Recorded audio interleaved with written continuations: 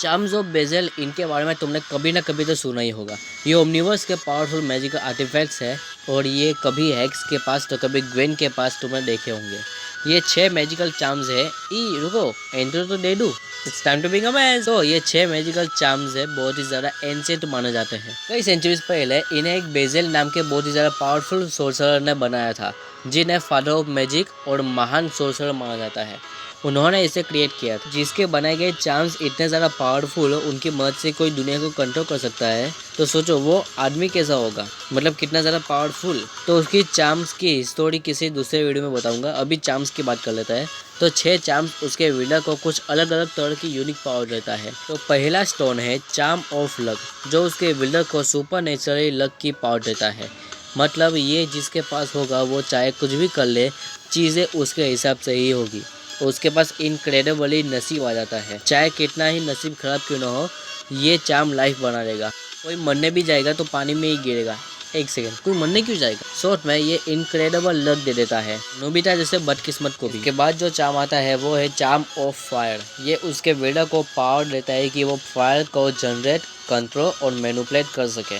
और जो तीसरा चार्म है वो है charm of electricity. Charm of fire की तरह ये वेल्डर को किसी भी तरह की इलेक्ट्रिसिटी का यूज़ करना, उसे क्रिएट करना, कंट्रोल करना, जनरेट करना और मैनिपुलेट करना, ये सारी पावर्स देता है। उसके बाद आता है चार्म ऑफ लेविटेशन। इसकी मदद से वेल्डर फ्लाई कर सकता है, लेविटेट कर सकता है, टेलीकिनेसिस कर सकता है और मल्टीपल ऑब्जेक्ट्स को, लोगों को कंट्रोल कर सकता है, जैसे उन्हें उड़ाना या छत से चिपकाए रखना। आखिरी चार्म है चार्म ऑफ इनकारनेशन। ये अपने वेल्डर को कॉन्शियसनेस में ला सकता है, किसी भी इंजरी को हील कर सकता है और अपने वेल्डर को वापस जिंदा भी कर सकता है।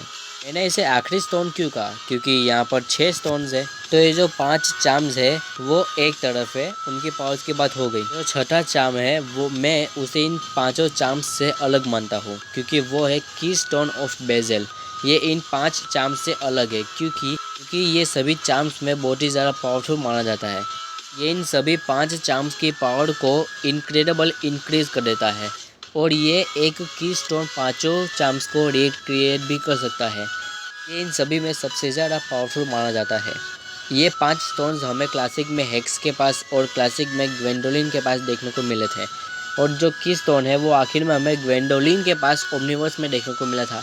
और यही से मुझे एक बात याद आई कि ये बहुत ही ज़्यादा घटिया डिज़ाइन था यार ग्वेन का। वेल, अपनी भावना को कंट्रोल करते हुए ये जो की स्टोन ऑफ बेजल है वो सभी चार्म्स में सबसे ज़्यादा पावरफुल है। अगर किसी के पास ये 5 चार्म्स नहीं है और ये की स्टोन है तो बहुत ही ज़्यादा पावरफुल माना जाता है, मतलब उसे बाकी के 5 चार्म्स की कोई ज़रूरत नहीं है। अब बात करें इनके बैकग्राउंड की, तो बेजल ने काफ़ी सेंचुरीज पहले, जब वो मैजिकल पावर्स की खोज कर रहा था, तब इन्हें क्रिएट किए थे।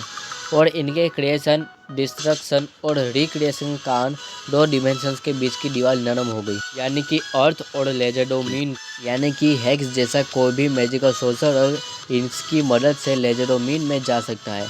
और ना सिर्फ लेजेडोमीन में बल्कि किसी भी दूसरे रियलम में जा सकता है, चाहे तो ड्रैगन के डिमेंशन में या फिर ओमनिवर्स के गॉड के डिमेंशन में। फ्यूचर क्लासिक में हमें ग्वेंडोलिन के पास चार्म्स दिखाई देते। हो सकता है कि किसी टाइम पर ग्वेंडोलिन ने बेजल के डिमेंशन में गई हो, जहाँ उसने ग्वेन के लिए नए चार्म्स बनाए हो। ये जो चार्म्स है उन्हें मैजिकल आर्टिफैक्ट माना जाता है, लेकिन इसके बावजूद जो चार्म्स है वो कोई जादू नहीं बल्कि एक एडवांस सेट बेजेलियन टेक्नोलॉजी है, जो कि अर्थ के लिए जादू है। यानी जिसे हम जादू मानते थे वो जादू नहीं बल्कि एक टेक्नोलॉजी है। साइंस जैसे जादुई तलवार एस्कलन कोई जादू ही नहीं बल्कि एक टेक्नोलॉजी है एजमत। तो बस आज के लिए इतना ही। बेजल की ओरिजिन अगली बार, नहीं तो पहले देखा होगा तो अब जाके देखना, या शायद मैं अपलोड किया चुका होगा या करने वाला होऊंगा, या तुमने देख के आए होंगे। खैर जाने दो। Don't forget to being amazed.